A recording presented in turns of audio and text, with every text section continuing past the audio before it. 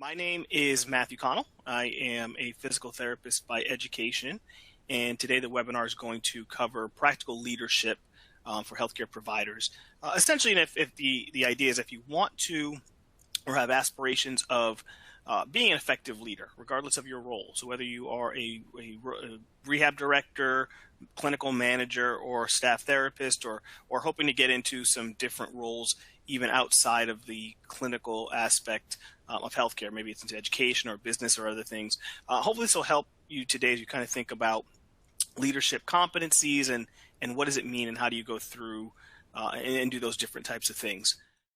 So a little bit about myself. As I said, I am a physical therapist by education.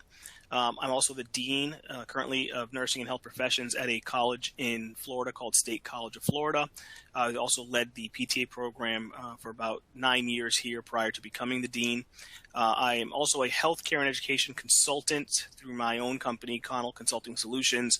We do a lot of clinical training, things on documentation, things on business management for clinical practices, but then also personal coaching around leadership and leadership development opportunities. I do corporate training and professional speaking. Again, a lot of things, soft skills, employability skills, leadership, mentorship, those types of things, and then some other activities with just different organizations related to therapy in that work. And just disclosure, today I am compensated by Summit for doing these webinars and through my full-time role as Dean of Nursing Health Professions at the college.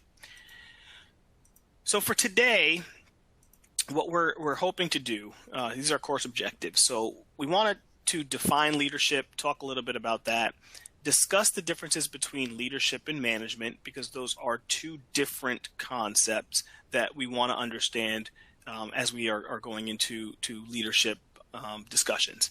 Be able to discuss the evolution of leadership, especially as it pertains to the healthcare sector. As healthcare providers, we have a very interesting history, I'll put it that way, with leadership and the processes that are generally utilized to identify those who will be in leadership roles. We're going to discuss the foundational components and competencies of leadership, and then how do we turn that into real-world application so that you can do this and be more effective in your own leadership as you move forward. So that's really what we're hoping to do, and we'll try to attack to do today. So as we start, one of the things when I'm doing any leadership training or personal coaching, I ask you just to take a second to reflect. And can you think of a person or a time where you were under the guise of poor leadership, right? And I think we can all relate to that, right? Opportunities where, and it might be in your employment role, in your clinical role, where thinking about a particular rehab director or clinical supervisor that you would say was not a good leader. It can be in school and education roles. It can be in your private life, your personal life as well. So anytime that you've had that, and try to think about what were the variables, what were the ingredients that would make you say that person was not a good leader. That's what we're going to talk about today, and really try to dive down to the foundational aspects of what is it that they can do to be a better leader, and what can you do to be a better leader. One of the misnomers that happens when we talk about leadership is we often are misled to believe that leadership is associated with a specific title, right? Dean, I get to be a leader because I'm the dean. Rehab director, I get to be a leader because I'm the rehab director. Clinic owner. But in reality, leadership and position are not synonymous, right? Just because I hold the title of dean doesn't inherently make me a leader, right? Those are two separate things. So we really wanted to delve into those. What we want to really understand, though, the basic foundation is that leadership serves as the antecedent to organizational success. Whether you're in a therapy clinic, a hospital, a school setting, a business, a factory, there needs to be leadership if that organization is going to operate successfully. Leadership is the key component to that. Leadership itself is also multidimensional. There's a lot of different aspects that are required to create leadership, and we're going to look at those. But it is distinctly different from management, and that's why I talked a little bit there ago about position and leadership aren't the same, right? They're not the same thing. They're not synonymous. If you study business processes, if you go and get an MBA, you'll probably learn in that curriculum that leadership is a subset of management. If you do a doctorate degree in leadership, you're going to learn that management is a subset of leadership. And so I really like to talk about it as they're two distinctly different things. They're related, but they're not exactly the same. And we're going to identify and define leadership in just a little bit. And then we'll also look at, contrastly, the definition for management. And we'll see how those are not the same things. But you do have managers who lead, and you have leaders who manage, but you can also have leaders that do not manage. And you can also have managers who do not lead. So they are two separate activities that occur concurrently. The long-term effects, though, of negative or negative consequences of poor leadership can often be catastrophic for organizations. And you can look no further than going into any news story, and you'll see when a company fails, a college fails, a hospital fails, it normally goes back to some issue with the leadership, right? Something where whomever, whether it be a person or a group of persons or an entity, was in charge of carrying out the leadership components, did not do that effectively, and that can lead to negative consequences for organizations. And so we'll talk about that as well.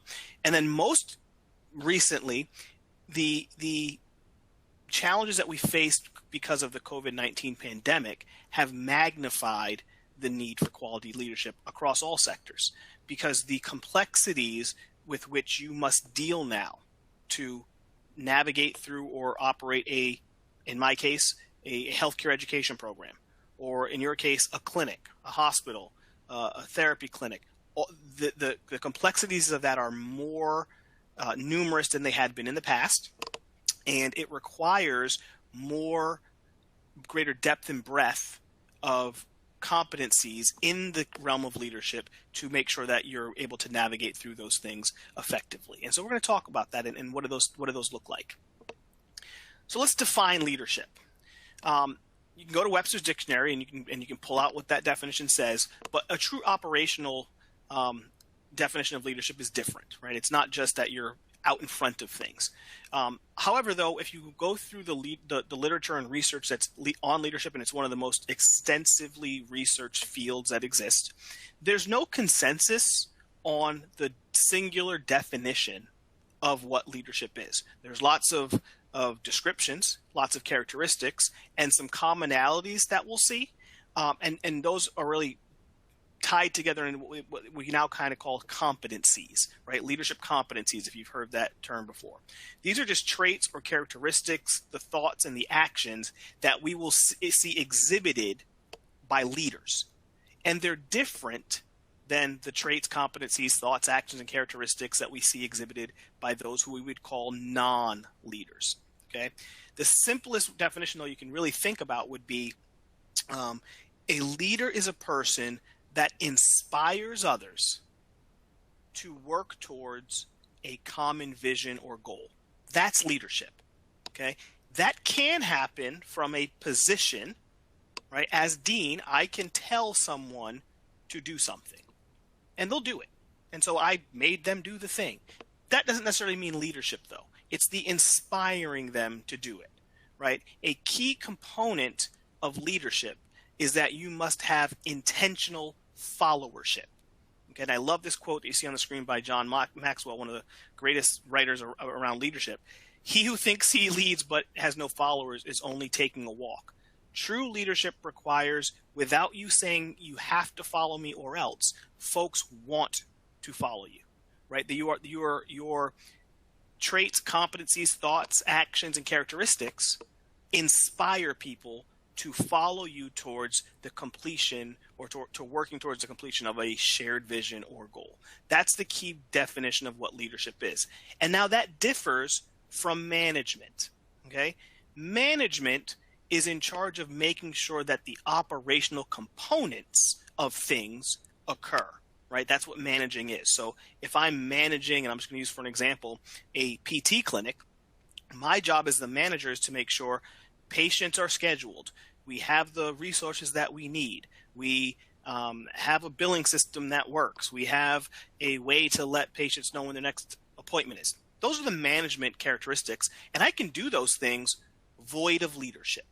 Okay, the leadership in that example would be and I'll use a clinic manager role. As a clinic manager, I will set the tone or set the environment that we are going to do everything in our power to provide the best care to patients. That becomes the vision. And then because of my traits and competencies and thoughts and actions and characteristics, all of the therapists and the staff who work there want to help create the best patient care available. That's the leadership component. And it's different from managing the schedule and the operations of the daily things that have to happen to make that clinic run. Both important, both related, but they are separate things. Okay, and we were going to talk today about how do we do more leadership things, right? That's really what this gets down to. Leadership then is really the dynamic process, like I said, of influencing individuals towards the realization of the shared goal, the shared vision. And we measure it by the attributes and competencies. And we'll use those to kind of list out what is it that leaders do. Okay, the competencies they create a profile, if you will, of what a leader is composed of. And then really they come down to your skills, your abilities, and your knowledge. That together, right, that the distillation of those becomes the competencies of leadership. When you look at those four leaders, and you take any leader you want, whoever you consider to be a leader, you'll probably see that there's some commonality amongst them. The biggest ones we see in the literature: leaders influence, leaders inspire, leaders have vision, leaders facilitate, leaders communicate, and leaders connect. And let's look at what each of those means, right? We've talked about influence a little bit already. Think about the leader. So I had you earlier ask you to think about the leaders that were bad leaders. I want you to do this now. Think about the good leaders, right? What about them made you think that they're good? I bet one of the top ones was influence, right? So I can think back to high school, and there was someone who always influenced what the group was going to do, right? This doesn't always have to be in a work setting. And so if you had a group of students and there's one student, if that student said we're going over here today, everyone wanted to go over there because they carried influence over the group. That's leadership. Okay, and leadership can be good and bad. Having influence can be good and bad, but that is a competency that leaders will exhibit, right? Is that influence ability. And in fact, the strongest leaders can have influence over people that they have no formal authority over, right? One of the things I love about where I work now in a college setting, as dean, I have a lot of folks that are on my team, but I have influence over a lot of people outside of my team and other divisions and departments at the college because of influence, right? Because when you start to lead through that shared vision that everybody wants to work towards, you can garner influence over folks that you have no formal authority over, and they will still want to work with you to accomplish the shared vision. Inspiration, just similar to influence, but inspiration, because of how you carry yourself, because of your skills, your abilities, and knowledge, people are inspired to want to do better, right? That's a competency seen within leaders. Having vision. Leaders see the world differently than non-leaders, okay? It's Maxwell calls it the law of navigation. You are seeing things that other people are not seeing, and you are able to help folks understand the criticality of the vision. So in healthcare, that could be, yes, we can as therapists provide therapy, but the vision could be we're going to provide the best therapy to every single patient. That's a different subset, right? And how you would accomplish that requires us to act differently and perform differently as therapists. It's not just I'm going to do better exercises. It's the way my attitude is going to be towards my patients. It's am I going to go the extra mile to do those things that my patients will need, right? That's the vision that the leader can have. What they then need to do is to facilitate and communicate the vision. So facilitate means creating the environment that supports that vision happening.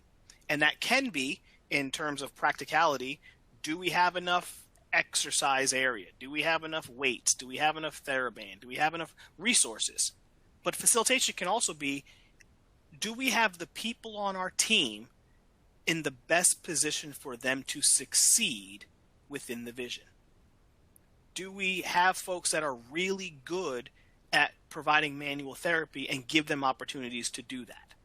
Do we have folks that want to go to a continuing education course because they want to get better in a particular area, and we recognize as leaders that that activity will get us closer to providing the best care for patients, so we support that? Do we also likewise see when our people on our team that may be in our direct influence or direct authority or not, do we see when they may be falling short of the mark, and are we able to communicate that to them so that they can improve? That's facilitating the culture and the environment to meet the vision, right? That's the job of the leader. Communicate. How well do you articulate what the shared vision is? When I asked you a little bit ago to think about the bad leader, one of the things that always pops into my mind, it's the leader who they know what we're supposed to be doing, but they've not shared it with anybody, or maybe they have, and we are still very confused because it wasn't communicated clearly. Great leaders communicate early, often, and clear, right? In fact, there's a book called Extreme Ownership, one of the greatest leadership books that's out there. It's written by a former Navy SEAL from that perspective of leading in the military, and they actually call what we just described, that form of communication, easy. And it doesn't mean that it's easy to do it. It means you have to communicate easy so that the person hearing it can clearly understand what it is that needs to be done and then can act upon it. If you speak in a way that's, I don't want to hurt your feelings, so I'm going to beat around the bush and maybe not tell you that you're not doing that right, well, then you don't know where you stand and you're going to continue doing that activity the way you were. I've now made it more difficult for us collectively to meet the vision, and that becomes poor leadership. So communicating authentically, communicating early and often and clear so that the folks that you are leading, your followership, can understand what it is that you need them to know. And then the last one that you'll see leaders do a lot is connecting. And this is building authentic relationships with those who will follow you, right?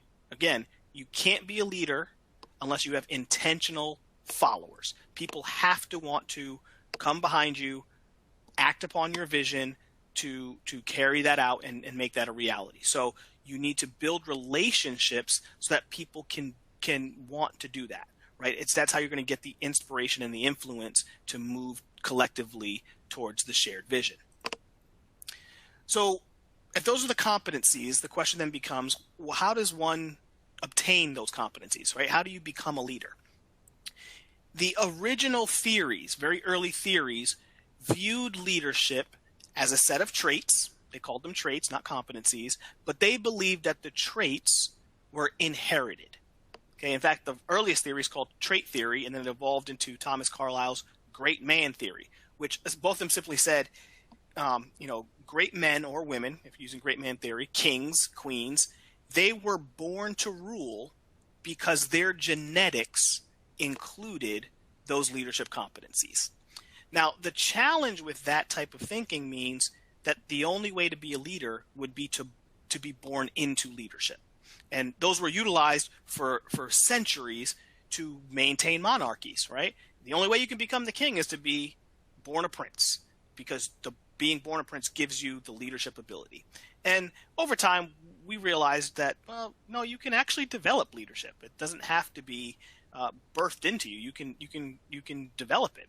And so the contemporary theories that are out there now understand that leadership can be learned, can be developed, and can be refined. And it does require intentional development and practice, though, right? It's an iterative process. You have to every single day work on your ability to be a leader. And you never get to a point where you go, I'm a great leader. I can sit back and just rest on my laurels. You have to always consistently keep working at it, because it's garnering those relationships, communicating correctly, facilitating the environments that are needed, influence, inspiring folks so that they can work towards the vision. And you've got to consistently work at it. If you get to a point where you think, I've got a position, I have a title, I'm good, that's when you're going to start to fall off being a good leader, because it is a ongoing process to sustain what it is that you're doing. Now, the contemporary views call those competencies or distilled the competencies down into leadership styles. And you probably have heard of some of these styles, right? There's autocratic leadership, there's transactional leadership, transformational leadership, there's laissez-faire leadership.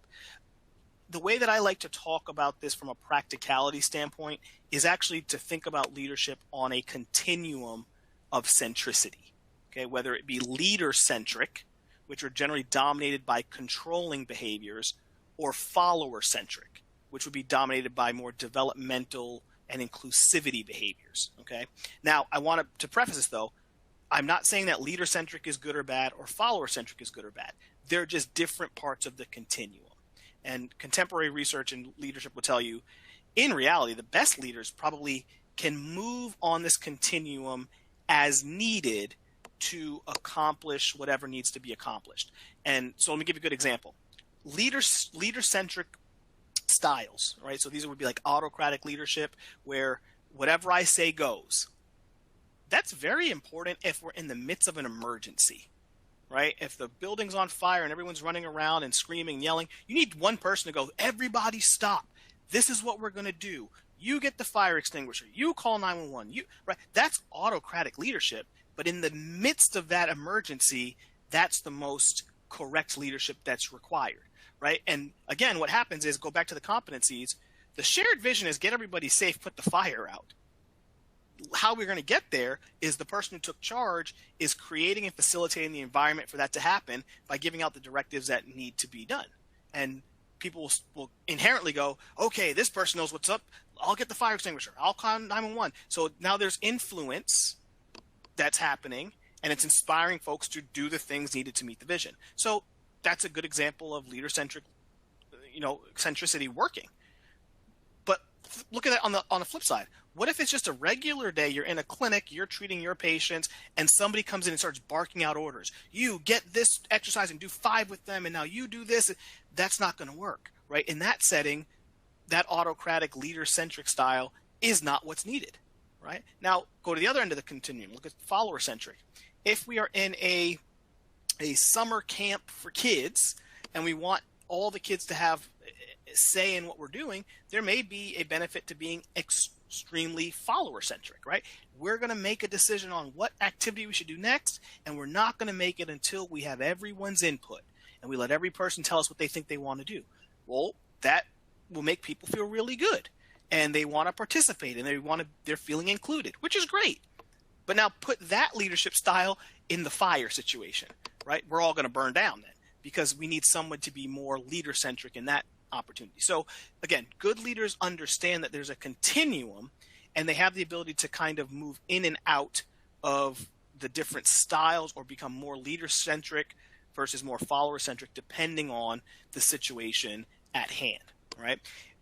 A lot of times followerships are built through followers seeing leaders really master the ability to dial in which style is most appropriate in time. Okay. Now, most leaders will subscribe to a specific style as their overarching style. So I'll use me as an example. I subscribe to my overarching style being what's called authentic leadership. It's similar to servant leadership, but essentially when I am talking with my team and we're creating a vision, the way that I communicate it is based on what I believe is the most authentic representation of what that vision is, why the vision is important, and how it will benefit everybody on the team and the ultimate goal, right? So at the college, the vision that we talk about all the time is how do we prioritize the immediate needs of our students so they can graduate as nurses and OTAs and PTAs and dental hygienists that can pass the licensure exam, get a job, and then help the people in the community. That becomes our litmus test for everything that we do, right? So as a leader, that's what I always go back to is when I think about, okay, we're going to come up with a new policy or procedure, how does it match up to that vision that I just shared, right? That's how I think about it. But when I have a an emergency, right? Actually, we had one not too long ago. We had a fire alarm going off on campus and it wasn't connecting to the fire department. Well, we couldn't go to this whole idea of, all right, everybody tell me what you want to do and give me input. I had to function in that moment as a little bit more leader centric. I needed to give some orders of what we were going to do, because we had to get the alarm turned off so that the classes that are running right now can run, make sure that it wasn't an issue of safety. So we're giving out those things, but then we can shift back as the emergency is handled and resolved. Okay. What you will see, though, from a follower perspective, follower-centric leadership is becoming more strongly desired from followers, which to me somewhat makes sense. More inclusivity, especially after we're coming through the pandemic, right? This pandemic was vastly different than any other crisis prior. There's a very personal nature to how the pandemic affected each individual citizen. And as a result, we want more input into what it is that our leaders are doing, or more transparency from what they're doing. And so that occurs in follower-centric leadership styles more so than in leader-centric leadership styles. So you're seeing that the followers are saying, yeah, we want to be included in more things. We want to have more understanding, more communication, and be a bigger part of the decision-making process. And that's okay. Understand that as a leader, you have to be able to shift as the situation dictates so that you can be most effective in that role that you are going to maintain. Now, leadership in healthcare is a very interesting topic, right? So everything we just talked about, it's still about the competencies, which are based upon your skills and your attributes and your knowledge base. But leadership is very different than clinical competencies. Yet the education system that we all go through to become healthcare providers is very clinically based and problem oriented, and has very little, if any, leadership training or even management training inside of the curriculum. Okay? One of the few curriculums that do a really good job at management and business operations is chiropractic education. Right? They almost start off like an MBA program and then they become clinicals or clinicians, right? Whereas nursing programs, therapy programs, OT programs, OTA, PTA, all those, they start off as teaching you to be a clinician all the way through, and at the back end they might throw in a little bit of, yeah, you might also manage or you might also lead, so make sure you do that. So, but your predominant knowledge base is around how to provide clinical treatment to your patients. Well, that becomes interesting because that same methodology is then transposed into what happens for in the workplace for identifying administrators, supervisors, and leaders, right? We go, okay, the very best PT should probably be the director of rehab.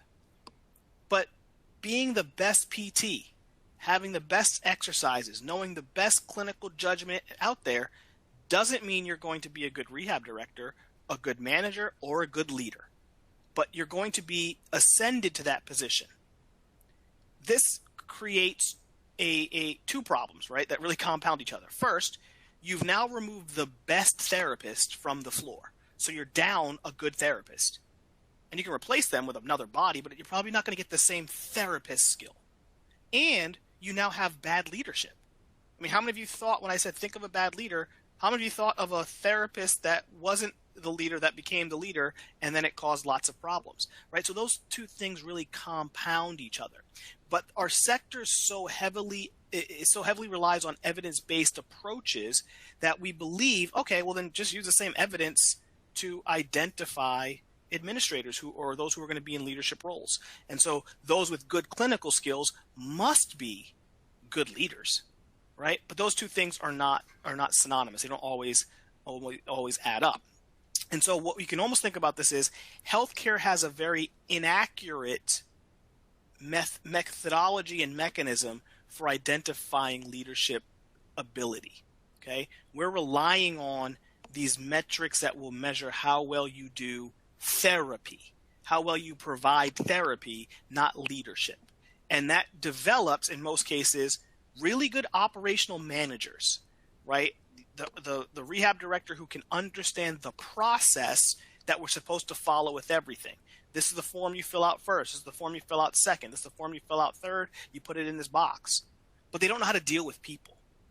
How do you have those real conversations to make the connections with those who are going to be your followers? How do you create those opportunities to understand and see what are the strengths of the people on your team, and how do you accentuate those so that they can be more impactful to meeting the larger vision that we have together? How do you understand and view creating the vision, right? So I had the similar situation. Somebody promoted to a management role that I now reported to, and our vision became something that was very clinically based. It was, we're going to do X amount of evaluations in a day. That's not the vision, right? That's management. That's numbers of widgets that we're going to make versus the quality. How do we talk about the quality? How do we, and then collectively, how do you articulate it so that as a group we share the vision? Because if the leader has a different vision than what everybody on the team believes, they're no longer going to follow the leader. And remember, if you're believing you're a leader but don't have followers, you're on a walk, right? So we create walkers using this methodology in healthcare, okay? And again, with COVID-19, even more demands for there to be follower-centric leadership in healthcare. Those models are making sense there as well, because we have clinicians that want to have an understanding into how are we making schedules and how is it effective and fair to everyone so that we can do the patient care that we need to do. Not just, oh, well, you asked for it first, so you get it off first, or you've been here longer, so you get it off longer. How do we make that so that everybody has input?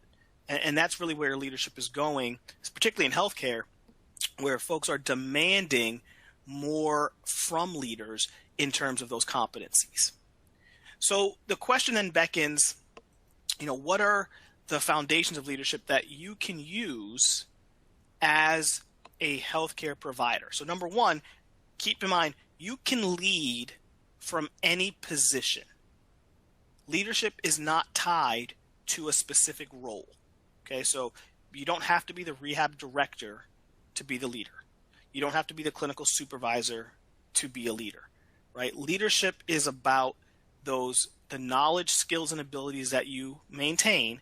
And yes, you have to have a foundational understanding of clinical application to be a good therapist, right? To be a good healthcare provider. But how do you use that to help others get better at what they do, to meet that vision that's going to be larger and more impactful for the patients that we serve, right? That's really what we're trying to do and accomplish in a leadership position.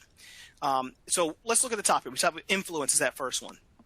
This is one of the key points that you'll do in leadership. So how do you develop this, right?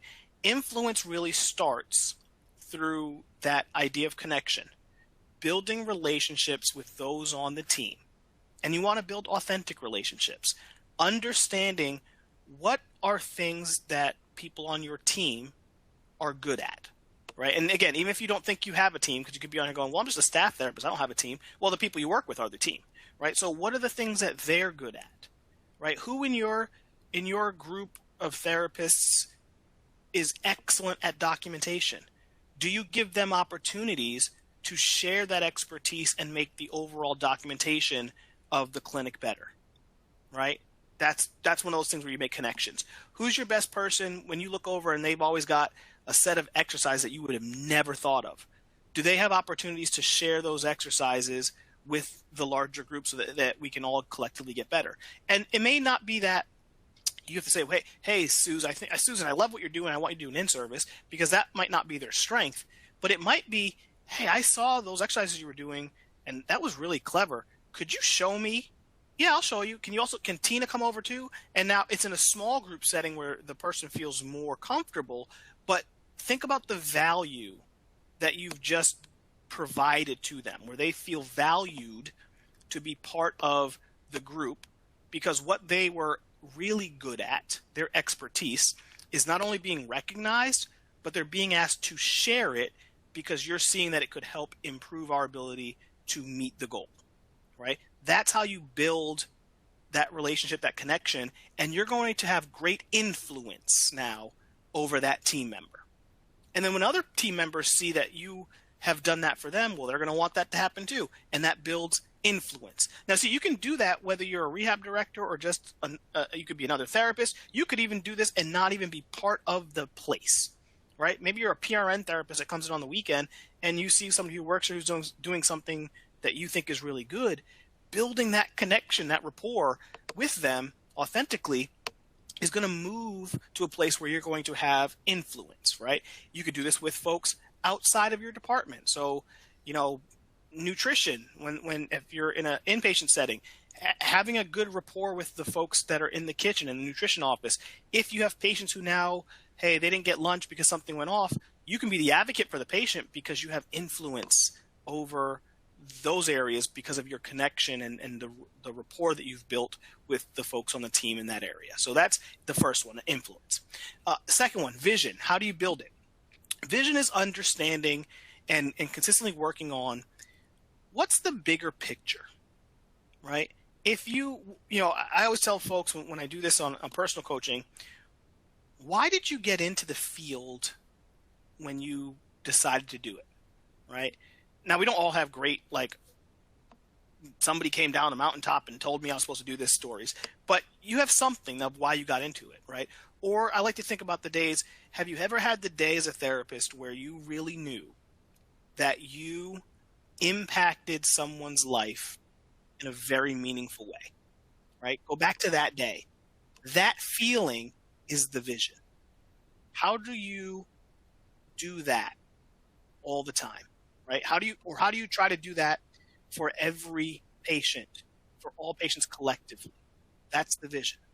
And if you imagine this way, if you were in a clinic that had 10 therapists besides yourself, and no one wanted to feel that except you, and you just kept trying to work towards making somebody's going to have a change of life experience, and you just kept doing that by yourself, people would look at you and say, well, what they're doing is different, right? What's going on? And as they start to talk to you about it, that's where you're now sharing that vision. So being able to see that differently is how that competency, or what that competency is.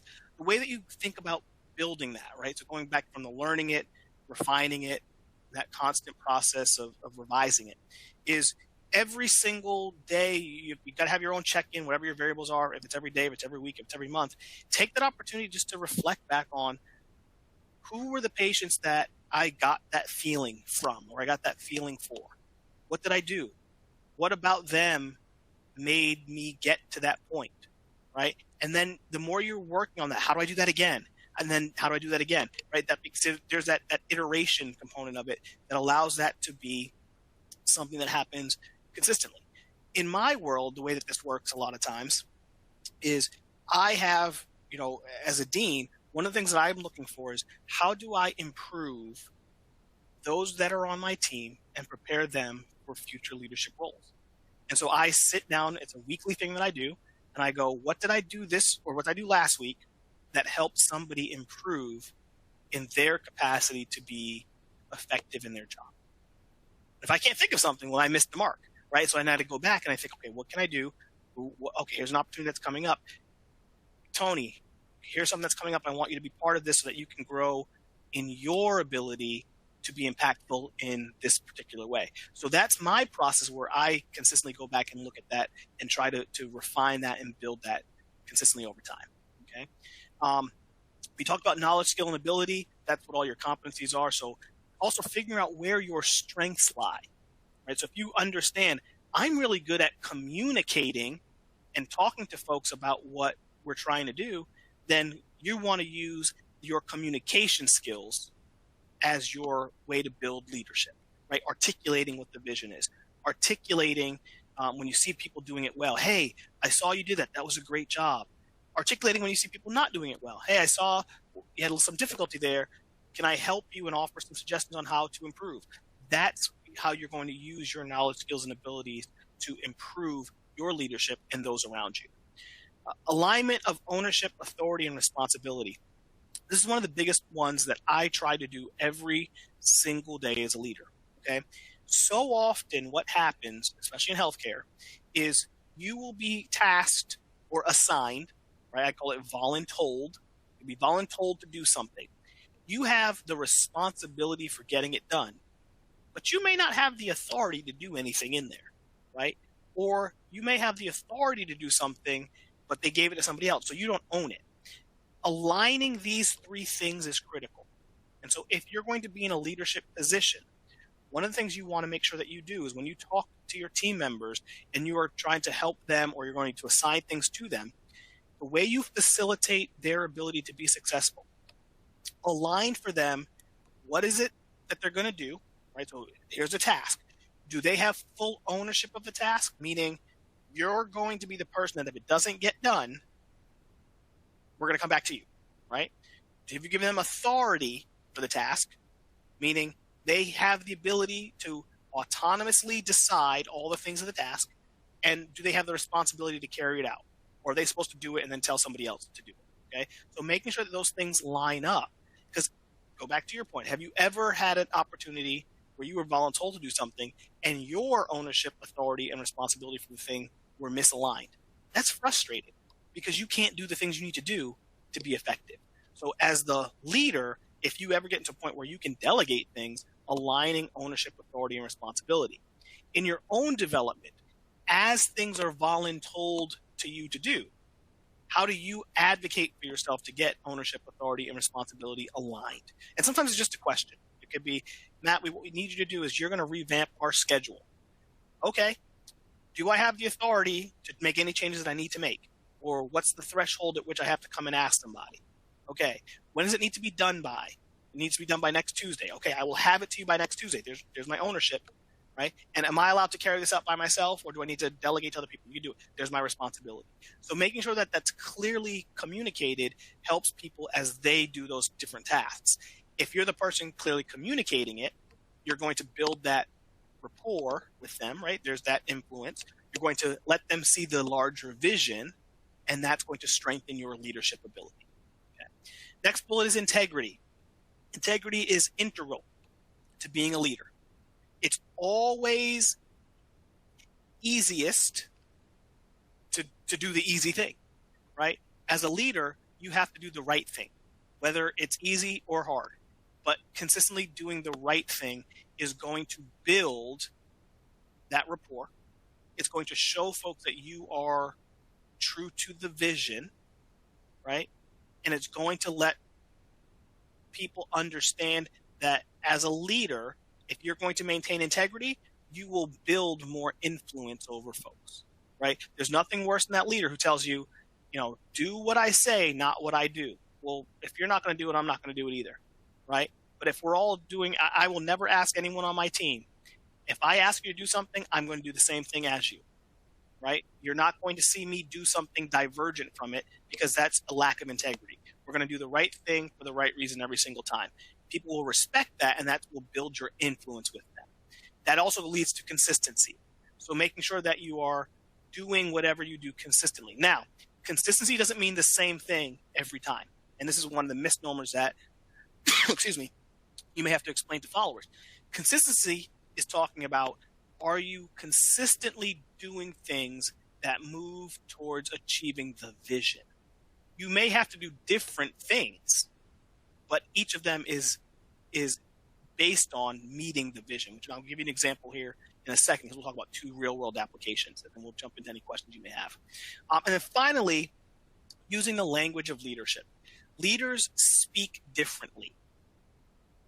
Okay, it's not just specific words. It's not saying, you use 5-syllable words. It's speaking about things like influence, and speaking about vision, and speaking about integrity, and speaking about consistency, and talking to people, communicating early and often, right? Those are the language of leadership, making sure that what you're speaking to folks helps them understand the vision, right? Going back to the idea of easy, right? right? Easy communication so that the listener knows exactly what you were talking about.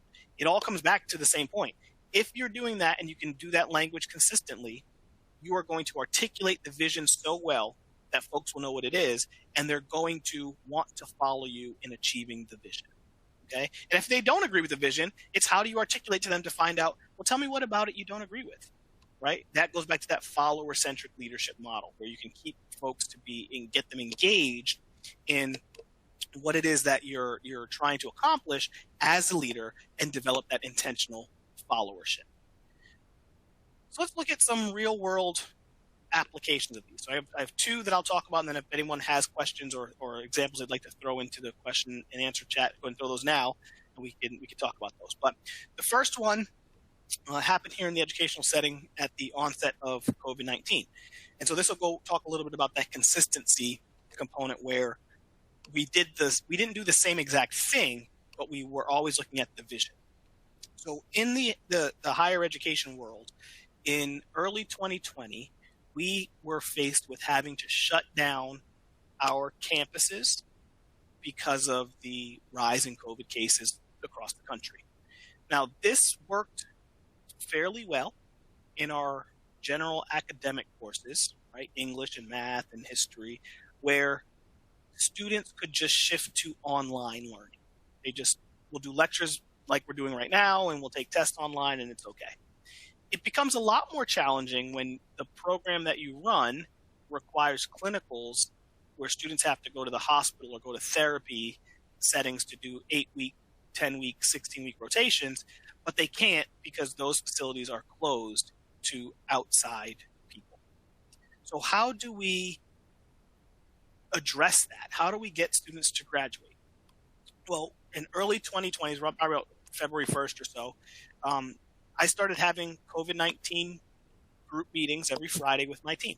And it was interesting because we didn't even know what it was then, right? If you remember back to February of 2020, it was something we heard about in other parts of the world, but wasn't really a thing yet that rampant in America. And in fact, I remember one of my team members said, I don't know why we keep having these meetings. This is not a big deal. It's just like the cold. It'll go away. I said, well, nevertheless, we were going to have these meetings every week. They started off with, what are people concerned with? Right? We had a template we just used. What are people's concerns? What are you hearing? What are students saying? Anything you're hearing about from the clinical world? And as late February rolled around, getting into early March, then things started changing, right? We were seeing cases in the United States. Places were starting to shut down on the West Coast. It was moving towards the East Coast. And we had to come up with a vision. And so the vision we created right before this emergency kind of really started was, we are going to shift what we do to focus on prioritizing the immediate needs of students, faculty, and staff so that we can get students to graduate as close to on time as possible with the competencies required to graduate, pass licensure exam, and enter the workforce. That's it. That we started every meeting with that, and every decision we would balance against that vision. And so here's the consistency part. We have on our campus, we run our own dental hygiene clinic, but our nursing students have to go out to the hospital. Well, the hospital said our students could not go, but our own clinic, we could have students still practicing here with all the precautions that we could take with PPE and all these different things. Well, the answer consistency would say, the students can't go to the hospital and the students can't come to the dental clinic. That's fair. That's consistent. But it doesn't necessarily meet the vision of prioritizing immediate needs to get students to graduate as close to on time as possible with the competencies. And so we use different answers for each program based upon what was possible in keeping the students safe and getting them to graduate as close to on time with the skills they need. But that's the leadership aspect of it. We consistently communicated the vision. We adopted the shared vision. And then we started empowering people to work towards creating and realizing that vision. Right? That's how you accomplish that as a leader. The manager side of that would have been, okay, here's the piece of paper with the policy. We all follow the policy. Next thing, right? Without really any looking at, well, how does that impact the other side, right? We have a policy, but how's that impacting students? Is that going to work for most students or not for most students? Is that going to work for faculty or not for faculty? So there's other aspects in there that the leader is going to consider that's different than just managing the operational components of the activity. Another example, go to the clinical setting.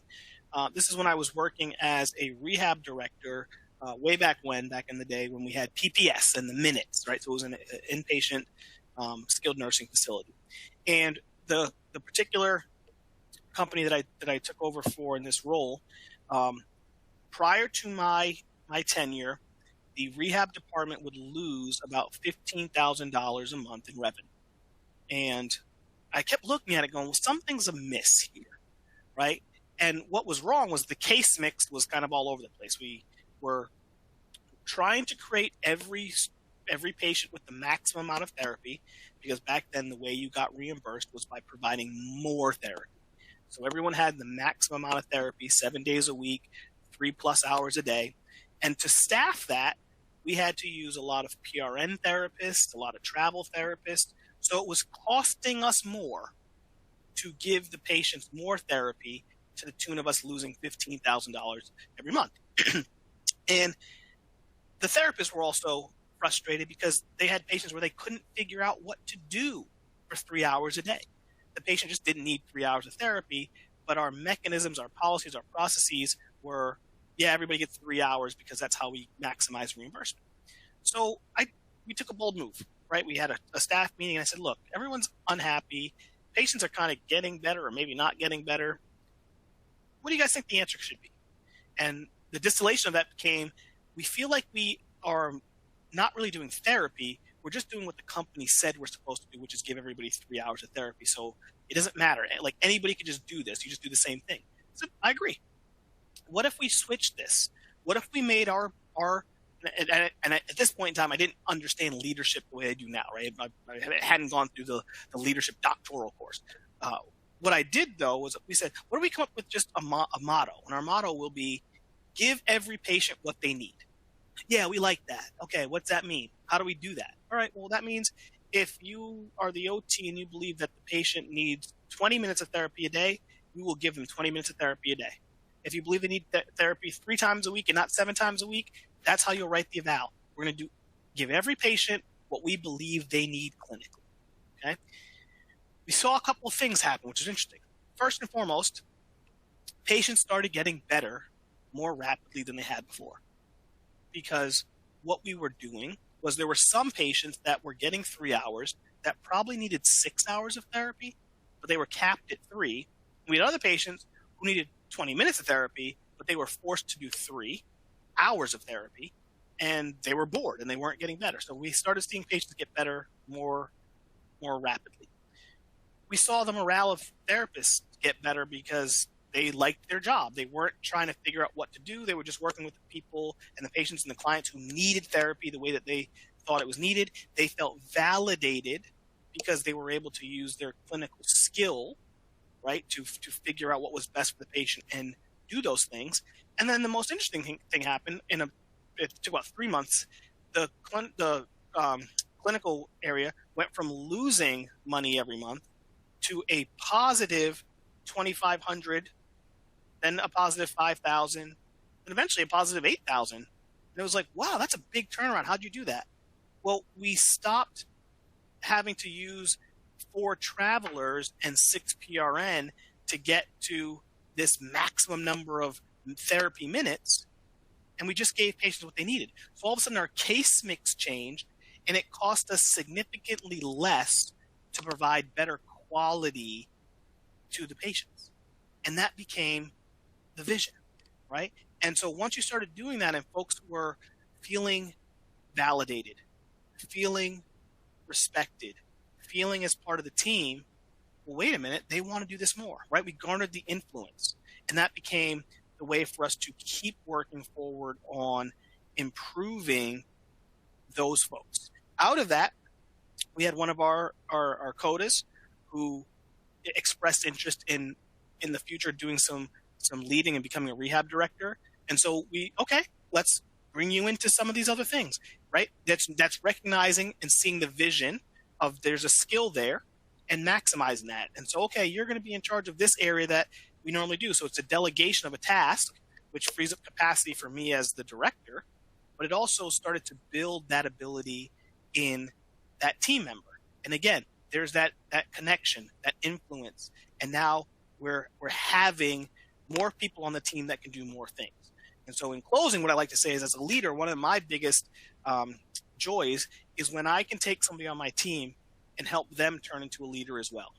Because it's amazing to be a leader and have followers, but it's even more amazing when your followers are also leaders, right? The leader who leads leaders can move mountains. And so that's what I hope that you feel and understand a little bit more of how leadership is different than management, yet you can do it from any position. You don't have to wait till you are in a management position to be a leader. So with that, we're coming up on the end of the hour, but I wanted to also leave time for question and answer. So if there are any, please feel free to just go ahead and throw those in the Q&A, and we'll answer those if anybody has any, or any comments or thoughts or different examples from your world that you'd like us to discuss.